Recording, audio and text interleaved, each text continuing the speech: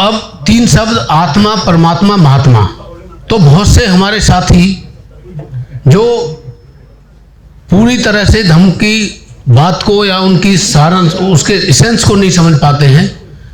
कई लोग महात्मा गौतम बुद्ध लिख देते हैं, कई लोग महात्मा ज्योतिराव फूले लिख देते हैं। तो ये एक हमारी विचारधारा के विरुद्ध काम है, तो इसमें थोड़ा हमको बचना चाहिए। सबसे पहले मैं धम्म शब्द से इस्तेमाल करता हूं, जैसे कि कुरिल साहब ने पहले बताया कि धम्म और धर्म में बहुत अंतर है। धर्म, जितने भी धर्म हैं उनका संबंध ईश्वर से है। कोई ईश्वर का पैगंबर बना, कोई ईश्वर का पुत्र बना, कोई सीधा ईश्वर बना। लेकिन धम्म में जो बाबा साहब ने गौतम बुद्धा एंड धम्मा में लिखा कि धम्म जो है व्यक्ति से व्यक्ति का व्यवहार, उसके साथ रहने का, उसके साथ आचरण का, उसके समानता के साथ में रहने का, उसके किसी अधिकार के हनन ना करने का, समाज में शांति स्थापित करने का, देश में स्थापित करने का, विश्व में स्थापित शांति करने का जो तरीका है वो धम्म है। तो धम्म जो दिया उन्होंने, हम लोगों को ये बहुत ही जो है इस पर ध्यान देना चाहिए।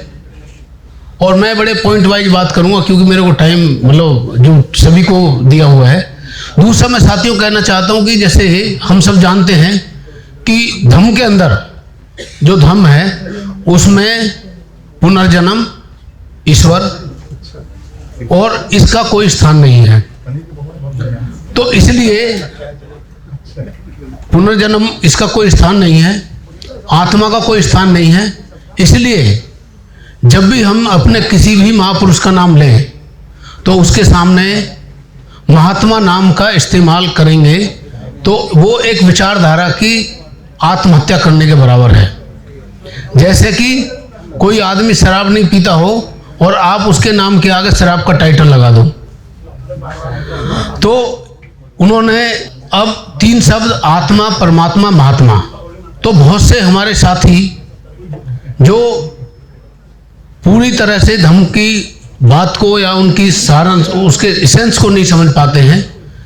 कई लोग महात्मा गौतम बुद्ध लिख देते हैं, कई लोग महात्मा ज्योतिराव फूले लिख देते हैं।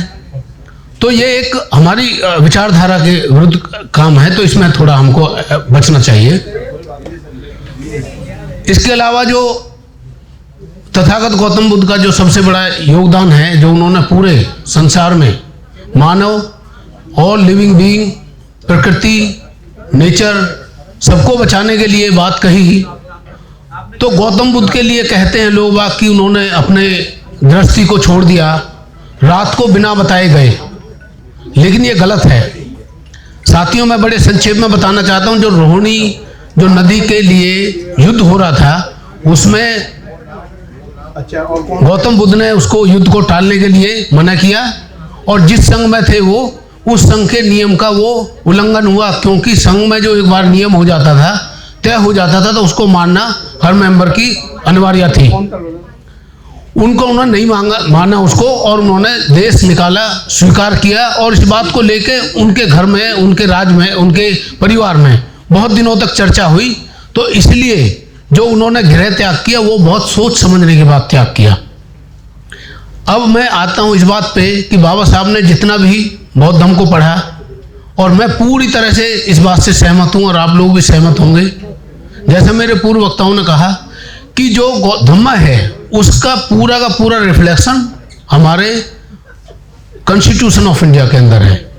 चाहे आप प्रियम्बल ले लो, जो एसेंस ऑफ द कॉन्स्टिट्यूशन है, हमारे fundamental rights, fundamental duties, directive state principle, ये जितने भी हैं, तो उसमें जो डायरेक्शन गवर्नमेंट को दी है, जो भी गवर्नमेंट आएगी, जिस पार्टी की भी आएगी, उसकी बेसिक ड्यूटी होगी इंडिया को इस्टेब्लिश करना एज ए वेलफेयर स्टेट।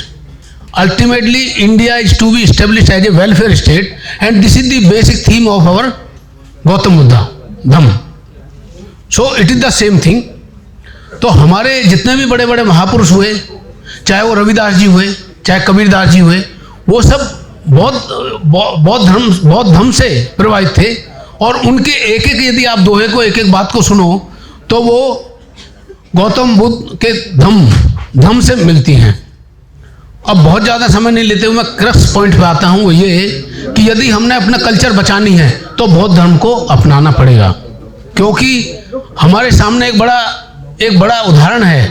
यदि हम सोचें उसको, वो ये है कि एक समय था जब भारत सोने की चिड़िया और पूरे विश्व गुरु होता था, और आज क्या स्थिति है उसमें बताने की जरूरत नहीं, आप सब विद्वान साथी हैं।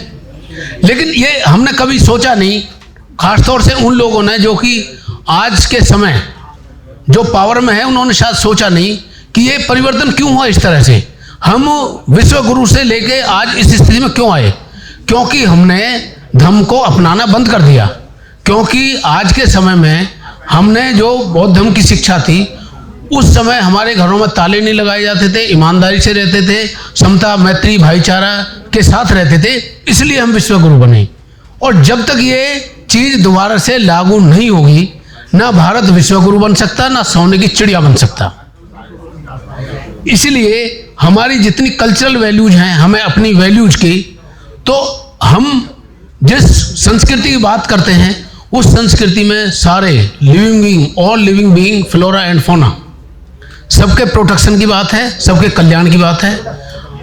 अल्टीमेटली लास्ट में मैं यही कहूँगा कि बौद्ध धर्म जो है, इसी से ही सभी का कल्याण संभव है, इसी से ही हमारी संस्कृति बच सकती है, इसी से ही विश्व में शांति स्थापित हो सकती है, इसी से ही जो विश्व में झगड़े चल रहे हैं, जो एक दूसरे देश से झगड़ा कर रहे हैं, वो उनके झगड़े भी शांत हो जाएंगे। जैसे पूर्व वक्ता ने कहा मुझसे, वो बड़ी अच्छी बात की, मैं पूरा समर्थन करता हूँ। इसी साथ में आप सबको बहुत बहुत धन्यवाद और सबको बहुत बहुत मुबारक हो। जय भीम, जय भारत, आप सबको धन्यवाद।